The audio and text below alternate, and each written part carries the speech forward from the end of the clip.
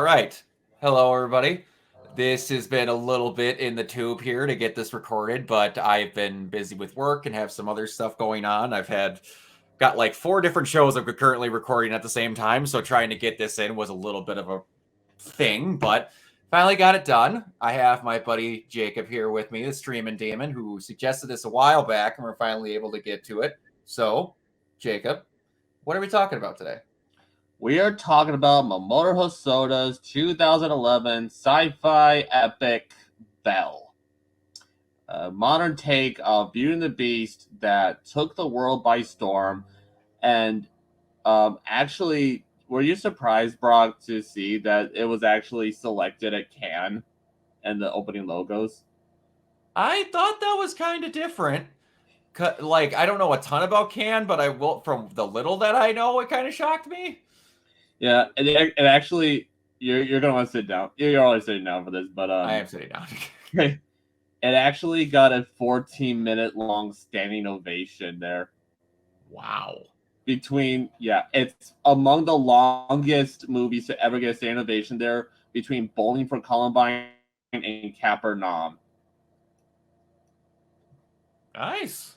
That's awesome. You had to really knock their socks off to get that long a standing ovation. It is a pretty movie. It's a well put together film. So, yeah, I actually have always been a fan of Mamoru Hosoda's work. Have you seen any of his movies before this one? Oh my gosh. Here's the thing where how do you spell it? If you don't know top of your head. Horuhosoda. Okay, last name one more time. Hosoda. HOS. Okay, hold on. I'm just gonna. All right. Oh, there we go. All right. Oh, I am kind of a what I want to say here.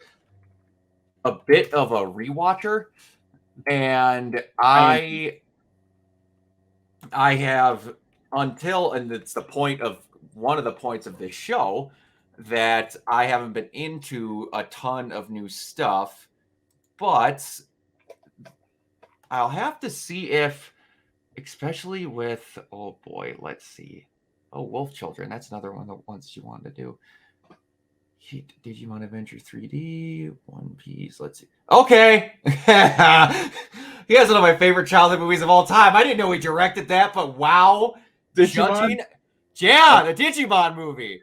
That's amazing. I didn't know he directed that. He directed one of the segments for that movie. It was like the one with the internet. Yeah, I could tell. I could very much tell by the art direction. Which he basically remade already in Summer Wars. It has basically the same. There's a huge social media app that just unites the entire world, basically, down to it even having flying whales in it. Huh. Yeah. That makes a ton of sense. Okay. Yeah, I still have. I don't know where it is, but I still have that movie in the original VHS with the big white like squish. Hold on. Freaking. Hold on. What? No, never mind. You're good, man. It's all good. So, Brock, you're prepared to be really jealous when I say this. Oh boy. I saw this movie in theaters, and not only that, I saw it in IMAX. Damn. I can bet that was gorgeous. And yeah, right from the opening, I got my money's worth just because this movie wastes no time getting your attention. Oh, no, it does not. No. Right from the opening song. Yeah.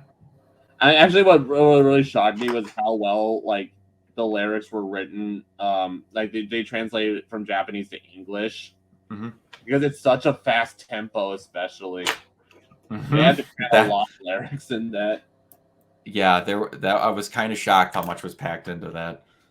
Yeah, and even after that, after that huge bombastic opening, it kind of spirals down into a very quiet, very subdued. Next 10 minutes, it's pretty dramatic after that. But when it goes to a flashback to explain how she eventually became Belle. Yeah, that was I was not expecting that. Again, I didn't really. I gotta remember what the heck I saw a preview for this on, but I didn't know much about it other than it was play on Beauty and the Beast. And then it was about like the virtual world, like that much I knew. But yeah, I didn't know much else about it. So with the whole parent thing happening, I was like, oh, okay, got it. So yeah, Mamoru Hosoda, he's been compared a lot to Miyazaki. A Oh, lot. I can imagine. I don't think that's really fair because really no one's Miyazaki but Miyazaki. Wait, Mamoru Hosoda, coincidentally, he was actually attached to direct Howl's Moving Castle. But he left because of creative differences. Could have, should have, would have, but I'm not complaining too much because what we got from Miyazaki. But the thing is, like one thing I've noticed about his animation is that Miyazaki, he's known for having like the little nuances in his animation, you know, kind of the little things that people don't really think about when it comes to like he really knows how to flesh out the characters, make them very expressive and very convincing. Yes. And I think Hosoda does that well. A great example of that, like it's like when Suzu, after she leaves the karaoke party and like she's pressured into singing because her mom taught her that, and yes, and then actually like she tries to sing and then she starts vomiting. Mm-hmm. And like and when she's on the ground, you can actually see bits of her vomit in her hair. Yeah, that I was not expecting. I expected them to actually show it through the animation because for whatever reason, even when it's not like it's blood or something, they always choose to never show the actual throw up when someone throws up. I was just like, yeah. But yeah, the fact that actually threw it caught up in her hair, I was like, nice, that's realistic. Yeah, and also even when she's a child and she actually basically watches her mother die, it's like an extreme close of her face, like this little girl crying, and there's actual snot coming out of her nose. Mm-hmm. Yeah, this movie has, I think, a real live action quality. It actually is kind of shot like a live action film. Yeah. And yeah, like the way like the tracking and like that's like I love like that. There's like this one shot like near the end. It's like a 2-minute scene, like a full 2-minute scene where characters like their true feelings for each other are revealed at a train station. It's all one shot. It's staged almost like a comedy, even. It's like a live. Yeah, that's one of my favorite shots, and that's one of my favorite scenes in the entire movie. Yeah. Because it's how long it takes. Yeah. I like also like the symmetry in some shots. Like sometimes like it would cut to like the same exterior shot, like where there's a tree in the middle of it, like tree like that kind of split down. Like that's kind of like there's a real immersive quality to this Hosoda's films in general. Like so like what would you overall say? Would you say that the story of Zuzu, like in the real world, was as interesting as what was happening in You? I would say yes. I had a how do I want to say this? I had issues sometimes at points with pacing with the stuff that was going outside of You, but no, I thought it was still interesting because I am a kid of divorce and a abusive father, so there's some stuff I could relate to, and I thought it was interesting. I didn't think certain things were going to go certain ways, and then after watching for a little bit, I was kind of like, it would have been a little too cliched if it would have went the way I thought it was going to go. But yeah, the story outside kind of hovers until it gets to the point of where they start actually clicking, but it's still very good.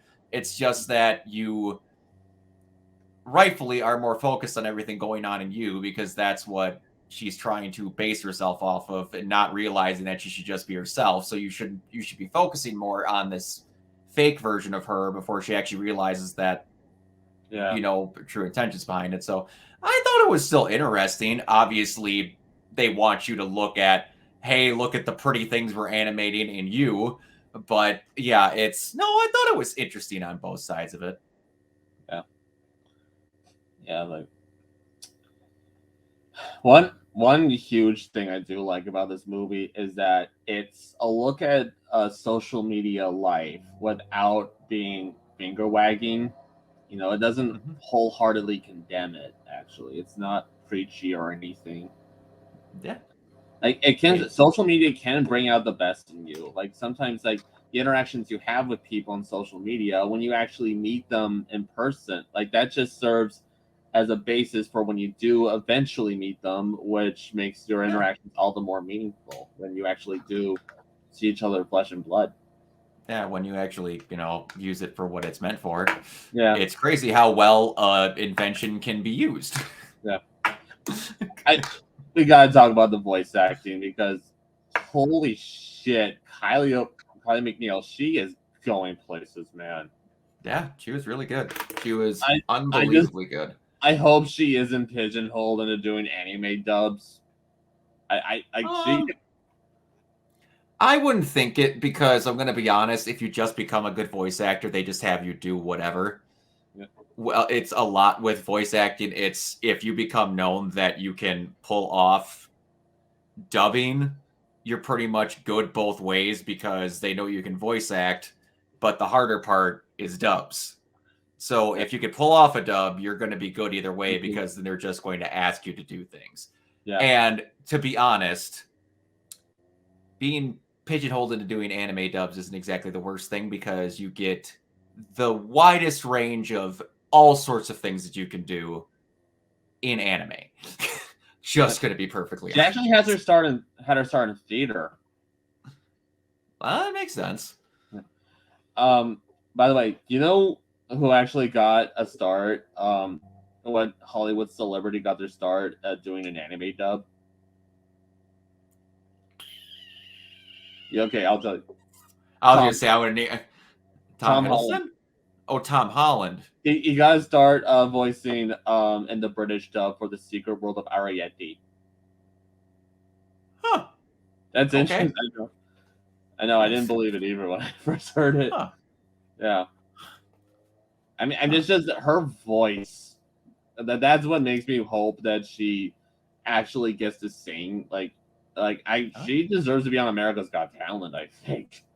Yeah, it's got to know if they can sing. The songwriting is the other part.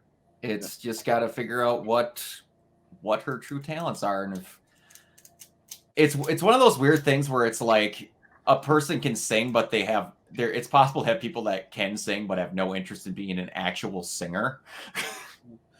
I have to stress. That's the weird part. That's the weird part.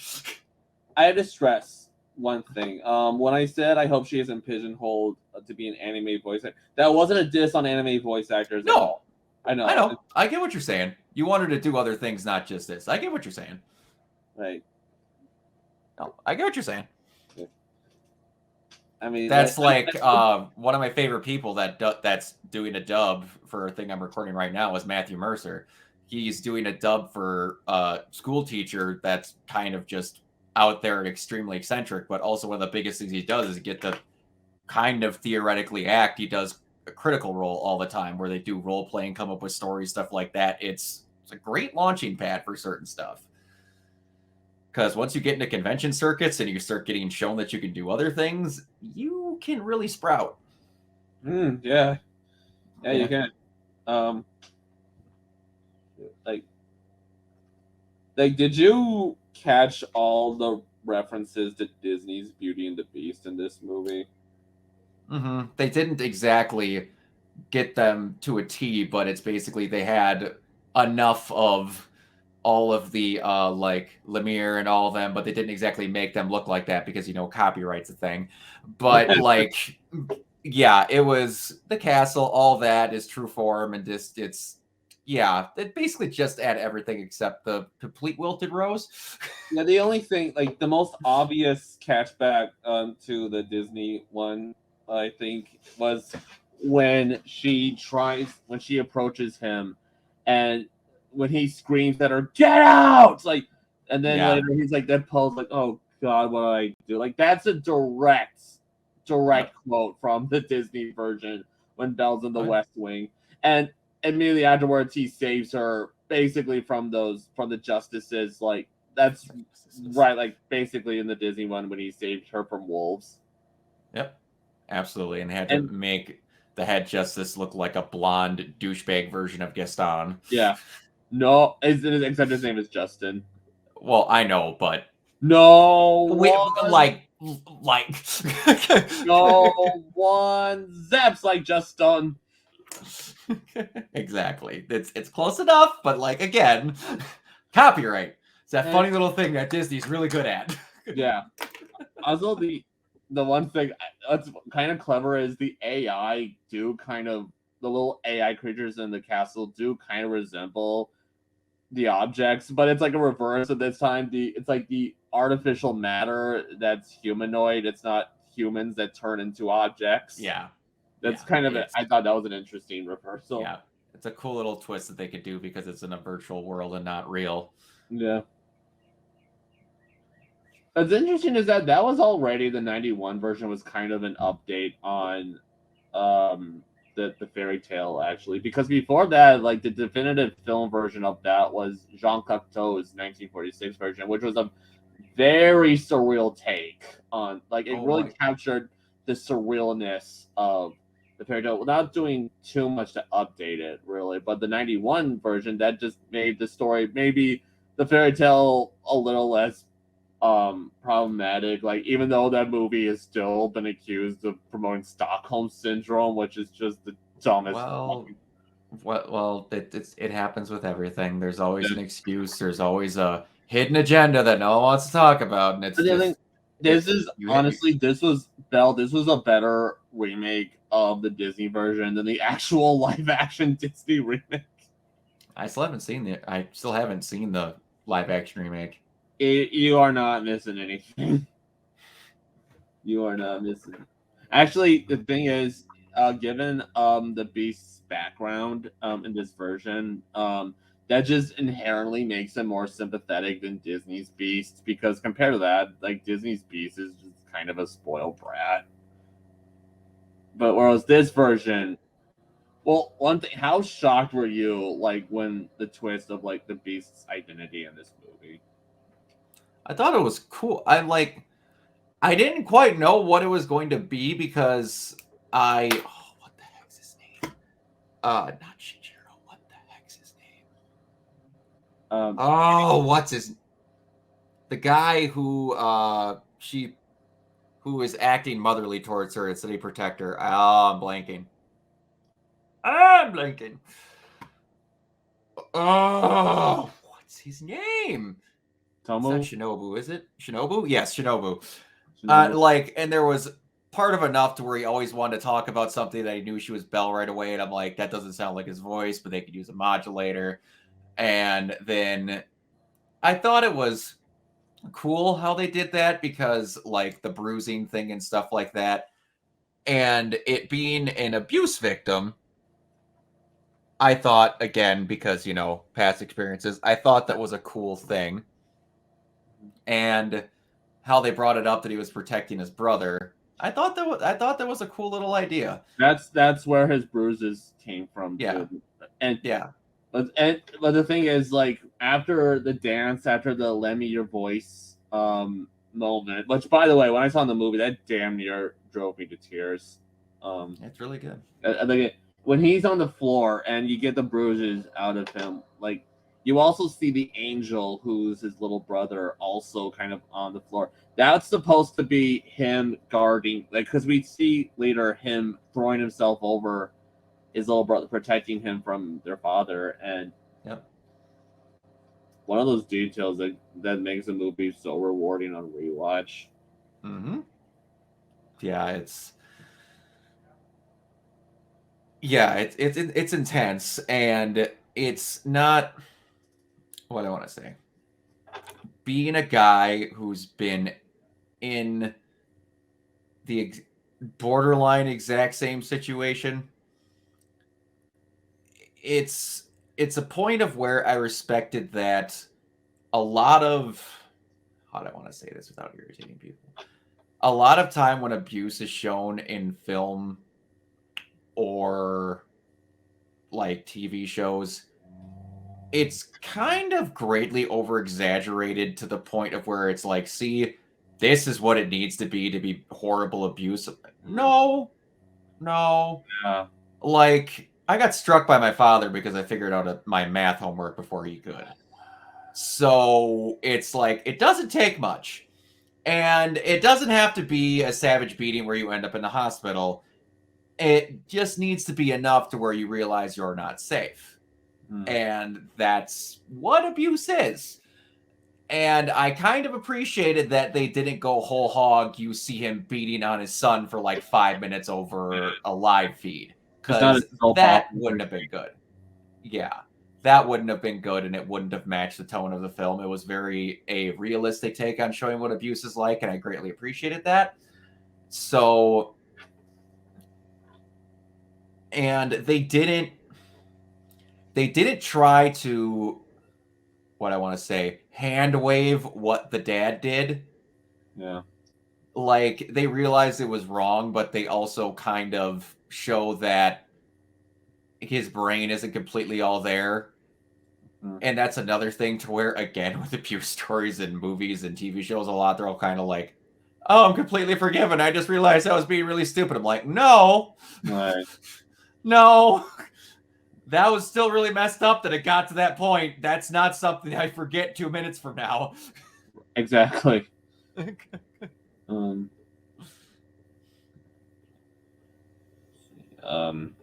of the 4 songs, was there any one that struck a particular chord with you? I really liked Million Miles Away and Lend Me Your Voice. Yeah. I think were the top 2. Like, I liked everything in it. It's just that those 2 were really good in the moment. With Million Miles Away was really, really good. And then just the singles, la la la la, like just that was really good. The presentation of it was all great. And like, I believe it was Gale of Songs was the first one that played. Gale, the second one, Gales of Songs. It's like when Gales of Songs. Yeah, that was great. There was one that I not one that I didn't like, but yeah, Lend Me Your Voice and definitely Million Miles Away were my favorite of the 2. I don't know if it was. They're both really good. Like I said, all the songs are great. I just think partially the moment of when they happen is what takes it over. If you twisted my arm and forced me to choose a favorite, it would be Gales of Song. Okay. Because that was actually, I did see the Japanese trailers for the movie. That was like the song they played in Japanese, and it was just so intense and so like it was impossible not to be moved by it, even in Japanese. Like that was like kind of made me play those teaser trailers over and over. Like so, it does have a bit nostalgic value for me, if that makes any sense. Oh, I get what you're saying. That's what you got used to hearing in the trailers. I get what you're saying. Yep. But I also like, how rare is it that when before a character sings a song that they prepare like when they show her walking to the park and she's coming up with the song completely on the fly. That's not really something you'd see in a movie. It's not. And thanks to, again, Kylie McNeil's performance. Mm-hmm. That's one of the things where it's like it's where you notice how American and Japanese media treat things very differently, because you wouldn't have seen that in an American show. Yeah. Was there a particular character you liked? Well, Suzu, obviously, but it's just oh no, I can't think of her friend's name. Ruka, I liked quite a bit. Hiro-chan? Yeah, just overly eccentric, just over the top friend was awesome. Very blunt too. Yeah, very blunt too. Yeah, no, all the main cast was really good. Yeah, there wasn't really a character that I disliked. That you were supposed to like. Yeah, that I wasn't supposed to like. Yeah, that was. I felt some were a little bumpier than some. Like some of the chunks with Shinobu were like, I think that timing and certain moments dragged a little. Hmm. But besides that, no, I pretty much liked everybody. Yeah. I loved, by the way, I loved Hiro-chan's avatar in You. I It always, rem- it reminds me of something, and I still haven't been able to pinpoint what the heck it is. I just think that's so funny. Like Belle's basically a giant, apparently, and Belle and like Hero, her avatar is so tiny, like basically on her shoulder. That I don't know why. That just makes me kind of chuckle watching that. It is. It's her little what I want to say hype person. Yeah. Yeah, Um, no, I like the picking what the avatars looked like. You don't that you don't pick what the avatars look like. It chooses it for you. yeah. I also Eh, liked the implication of when she uploads that picture that she takes of the other girls, like mhm. it selects, she chooses her face, and then when it picks the avatar for her, she assumes that it's actually Ruka, that the AI chose Ruka by mistake. Mhm. But actually Then you no, and see then the she's given the freckles. freckles. Yeah. It said, Yep. nope, that's you. That's you. Yep. Too. Yeah. I like that quite a bit, showing what it thinks of you. I thought that was pretty good. Yeah. I I laughed quite a bit when I first saw it. When we saw that lady who seemed so sweet and was like a She's a family, child. but she was a little baby, a petulant little baby. Yeah, that was pretty good. Yeah, That was pretty awesome. Yeah, I got a kick out of that. yeah. It just shows to show that even the over the top personas we put on the internet Mhm. don't really exist in a vacuum. They don't. I figure it out more and more as I get involved with reviewing and putting certain things out there. It's just that people will do a lot of things when they got an avatar to hide behind. Yeah, yeah. Yeah. Actually, what was cool about this movie was that a favorite animation director of mine, Tom Moore, actually was a character designer or a background designer. I'm not really sure on a lot of this movie. Actually, he's the director of Secret of Kells, Song of the Sea, and Wolfwalkers, the Irish folklore trilogy, which I actually recommend to you, like of doing a Yeah. fresh case. Remember you talking about Wolfwalkers, yeah. Yeah, I already talked about it with Mike and Cameron on RPC. Nice. I would like to watch it like with have your perspective read sometime Yeah. maybe. Yeah. Maybe by then I'll actually fix this freaking webcam. Hey man. Like I always tell people, it is a process. Yeah. It is always a process. There's stuff I want to still add to my setup, but money is money. Actually I actually found the human characters, like even seeing their real forms was kind of interesting. They're just all around like I liked Kami Shin, the big kayaking doofus. He was fun. He was pretty funny. I liked But not understanding what it means if someone says they're cheering you on. I thought that was hilarious. I liked the ladies in Suzu's choir club. Like Yeah, all the old ladies. they're like, "Oh, you think we have the secret to love? Like, don't you think if we knew that, we wouldn't be so miserable? We'd be happy all the time." Yes. And then, but And I did later, like that all along they all knew who she was the entire time. yeah, and then they all help her out during the class. Like everything comes together in the end. Yeah, Again, that was showing awesome. out how like when situations show up on social media, it can bring out the best. It can. By the way, there's a lot of double meaning in you. Like whenever someone how big you is, or like when they say you, like the social media app in this movie in a sentence, that there's a lot of layers to that. The double Mm-hmm. entendre. It's nice when you can handle it correctly because once you get the base idea down, if it was a good base idea, the ideas kind of start writing themselves after a while. Yeah. Um, Are you compelled to watch any of Hasoda's other work after this?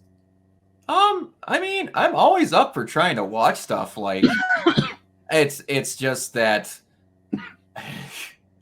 I'm always one of those people that kind of has like I want to watch other things, but I'm also that just the picky eater of different things. I don't know And I that's like something common for until I us try it. autistic people too. That's common for me. Yeah, yeah, Like but I it's have like, go ahead. I have like a whole shelf of Criterion movies, which are freaking expensive, by the way, and I still Mhm. need to carve out time to freaking watch them. Oh yeah. I've got a 16-page single space document of anime recommendations that I've gotten from friends that I finally compiled over the years, and I got through like 17 of them last year, but I still watch Gurren Lagann Like front to back every single year. Like it's I know what I like, and I get in those moods where sometimes I want new and sometimes I don't. I'm actually my grandfather's birthday is coming around, and I'm getting him a DVD of a movie I haven't seen yet, just because I know it from the premise it sounds like something he'd be into. There you go. Nice. I Nice. will try to watch it, like so I can have a recommendation. That always sucks when there's so many classic movies that college took a huge bite out of my time, unfortunately, That'll happen. and also with autism, it too. Yeah. Hey, Autism. man. Um, yes, I like. Were there any things that we haven't talked about that struck you in a particular way? I really liked Belle's reveal scene. I thought that was pretty great. Yes. That was very well done. I thought that was like I knew it was coming, and still as it was done, it was great. And the just again, and they do it very realistically. Like not everybody fully supported her or even supported her afterwards, Yeah. but it was still a good chunk of people that were just like Even like she doesn't care. even Peggy Sue, the one Mhm. like the one who was really big before she came out. At first, when she hears how popular she's kind of stealing her thunder. Like she does get all antsy and angry about it. But when she's revealed who Suzu is, she's got her back the entire time. Like that's another thing. No one in this movie is really a stereotype. You know, no Yes. one like falls like every character feels fully rounded in this movie. Like The only one I would honestly say I thought could have used a little more and kind of just felt they were there to fill a role was Justin. yeah. If I was going to critique any of them for being close to being a stereotype, it would be him. But he's meant to mimic Gaston, so I you guess kind of gotta be that guy. you can say he kind of has good intentions, though. Kind of like he wants to keep the peace of you. I guess if you want I to I find some redeeming qualities in him. I know, but when you have sponsorship deals behind you wanting to do Yeah, this, that was the part where I was like, yeah, guy, I ain't getting nothing from you. yeah. He practically has his own kill the beast moment. Pretty much. Pretty much. Um, Uh, yeah, no, it was all well done. I appreciated it. Like I said, I wanted to at one point watch it, but then it was just one of those things where I saw it in a preview, and then like I have a mind like a steel trap. I can remember stuff from random scenes of like stuff from my grandma's house when I was in fourth grade, but I saw that preview, and a week later I couldn't tell you what the name of the film was. mm, It's just how it works sometimes. mm, I was like, that looks really cool. I want to watch that. The yeah, movie happened. What played in the previews? yeah. G Kids, they actually, or even have a Hosoda, like G Kids has kind of become the second big anime distributor after Crunchyroll bought Funimation. Like Well, they no, Funimation brought Crunchyroll. oh, it was reversed. It was reversed because Funimation was owned by Oh, by Sony. Sony.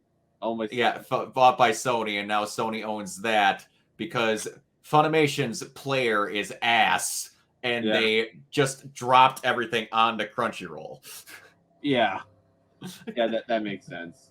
That Yeah. makes sense. Oh, Yeah. Just shows you what I know about anime. No, Um, no. I just had to watch it for the longest time because I was hoping that Sony was going to roll it into some other things as like subscription plans, but they didn't.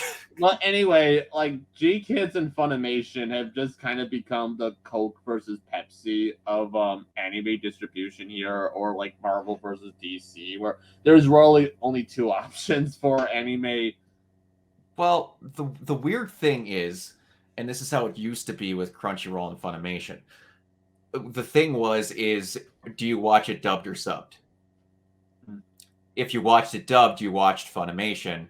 If you watched it subbed, you watched Crunchyroll. Because Okay. Funimation's big thing was we dub everything. Crunchyroll dubbed it if it was big enough. Ah. So then when they just dumped them all into one big thing, now they get dubs and then like subtitles sometimes, but like I'm reviewing and watching through Ruby now because that's not on Rooster Teeth anymore. It's on Crunchyroll, and they have subtitles for every single language except for English. Huh.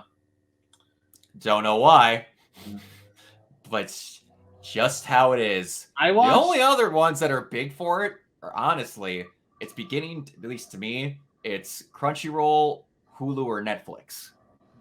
I watched Attack on Titan season 1 on Netflix, and the only audio option they had was Japanese. So like, okay, fine, I'll watch it in subtitle. At least that's closer to the original version. But it turned out the subtitles were for the dub, which defeats the whole purpose of watching it anime subbed.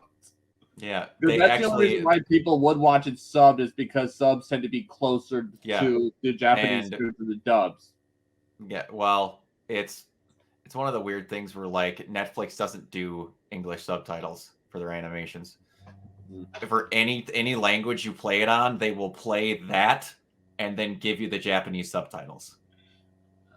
Well, it makes no sense, even for their own animations that they distribute. Well, anyway, G Kids is actually becoming big in anime distribution. Originally, they actually started off releasing European animated films, but now like anime's just kind of become their bread and butter now. Well, are you? It's not the off thing anymore. It's the cool thing. It wasn't you had to sacrifice a small child to be able to watch Neon Genesis. You can just watch it. Yeah. Neon Genesis even. Yeah, actually, G Kids are actually Ghibli's distributor now. Not Disney. It used to be Disney, but now like they just changed it. Like they're distributing like Miyazaki's next movie, for instance. It's probably a lot cheaper. Yeah, it's a pretty good selection. You know, like if you want to peruse the website and find any anime that might tickle your fancy, it might be a good source.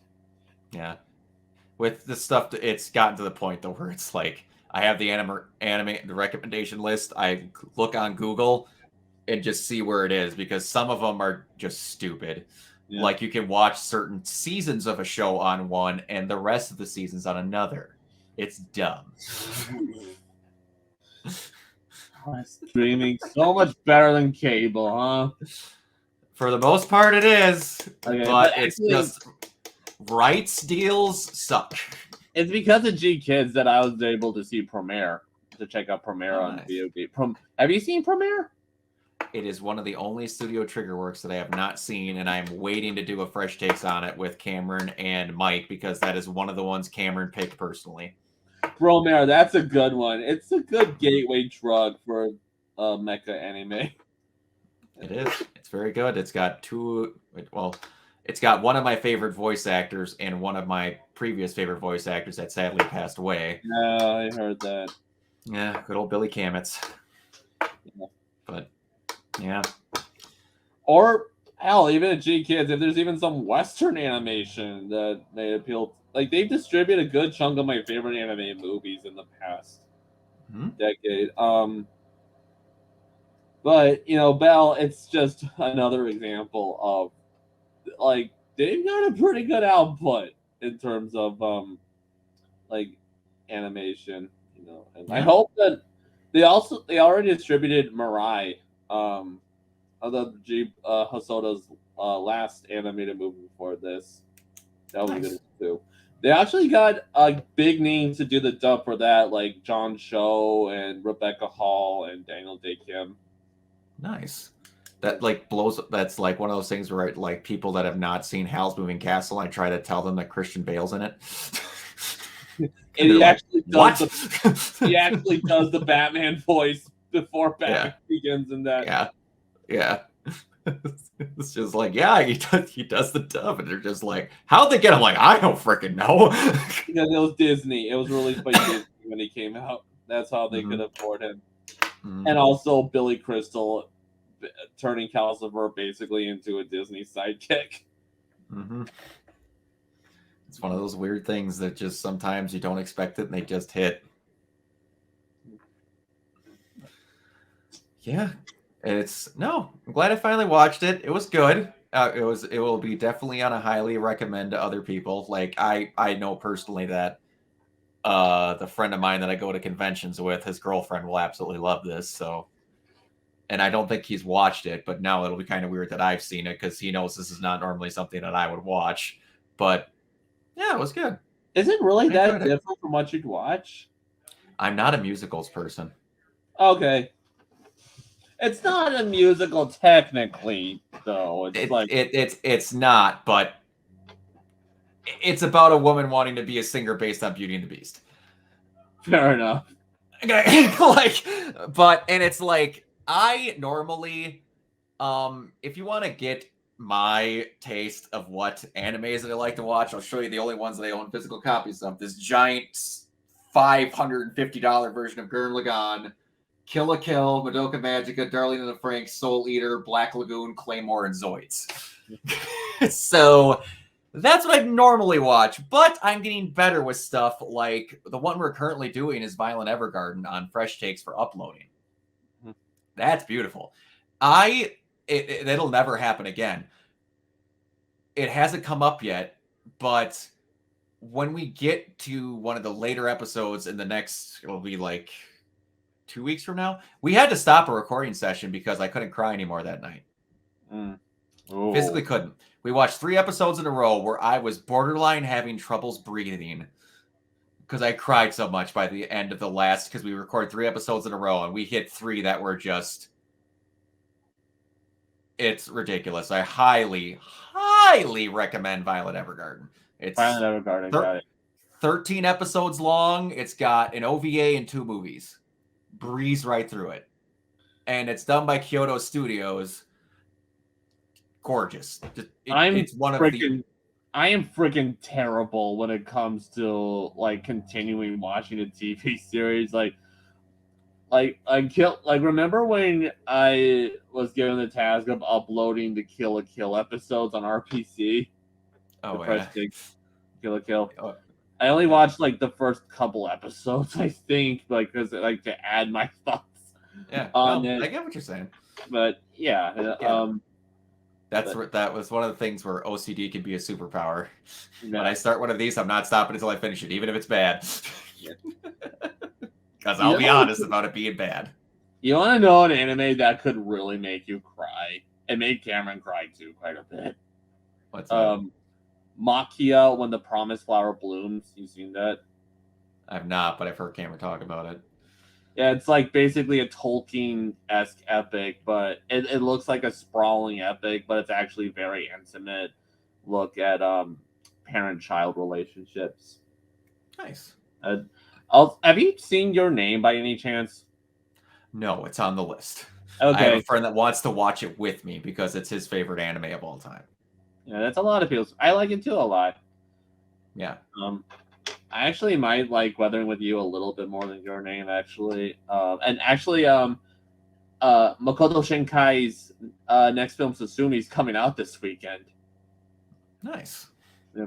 That's like the trailer's like with the like little sentient wooden chair. I have no idea what that's about. That's the joy of anime, baby. You don't have to know. You just watch and find out. Yeah.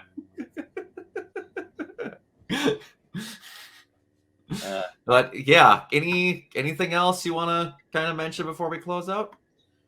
Belle is it's quite an experience. It's arguably like a case can be made that it's Soda's best film, which if you're well versed in his filmography like I am, that is a hell of a statement. If I have to recommend, if you had to pick another one after this, I suggest Wolf Children, because that really packs the field. It shows that he can do a lot with a simple premise as like little kids that can turn into wolves on will. Was that will? Nice. And any thoughts from your end?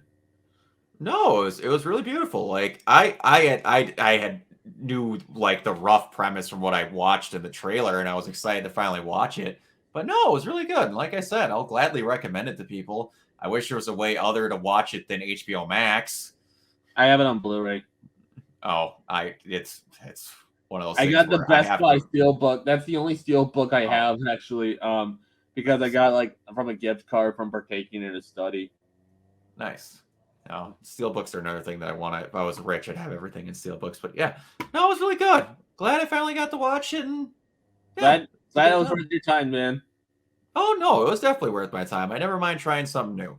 I'm a picky child, but I need to branch out, and that's why I did Fresh Takes, because it's not always going to be me picking the stuff, because I don't always want to be the one showing everyone my favorite things. I like enjoying other people's stuff. So yeah. So before we go, I don't know if you want to like float anything out, anything you want to let out into the world. Go right ahead. Promote. You can find me on Facebook, J.O. Crable, Krehbiel. I'm also part of the Renegade Pop Culture Facebook group. Awesome. And you can find me everywhere at Organoid Zero. I'm only on mostly on Twitch and YouTube. I was not streaming at all this week because I had the most recording sessions I've had in my life in months this week. And like I'm gonna have even more going through Saturday, but next week the Horizon DLC drops, so I'll be streaming that all freaking week long. So I'll be very much back into doing it. And depending on how my regular Twitch layout person goes, I might have a new layout screen by that time. Might. Don't quote me on that. But yeah, I'm quite excited. But anyway, yeah, we'll see you all next time.